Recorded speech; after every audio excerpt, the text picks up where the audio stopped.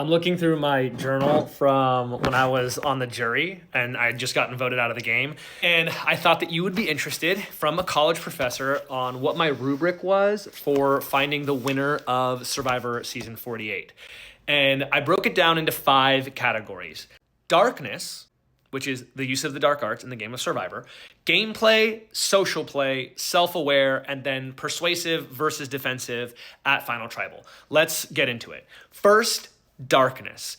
The use of the dark arts in Survivor is rarely ever talked about. Don't talk about guilt, intimidation, and shame and how they're used in Survivor, but they're often used in order to further yourself in the game. And I wanted to know, were you aware that those things were being used in the game in order to further your gameplay? Next, gameplay. Were you aware of your overall game? And were you aware of the game overall and who was the biggest threat and when they were the biggest threat? And did you make moves that served that narrative and that understanding of the game, not just making big moves and getting rid of your number one because he's your number one or whatever?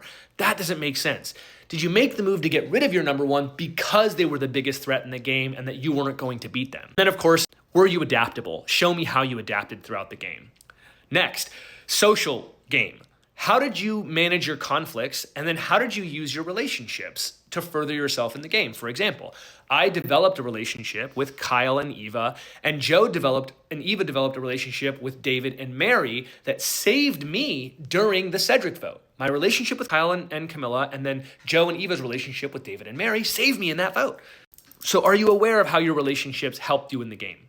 Next, are you self-aware? Did you play this game with your authenticity, or were you putting on some other version of yourself? And then are you taking accountability for the things that you did in the game? We all have to do bad things in the game in order to get to where we're at. It's important that you can take accountability for those things at Final Tribal, and really important that you don't take credit for other people's moves. Give credit where credit is due, especially when it comes to people on the jury. We love to hear that we were a part of things.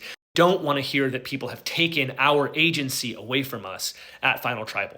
And last, were you persuasive or defensive at Final Tribal? Did you use arguments and argumentation, or did you get offended by the people who you put on the jury?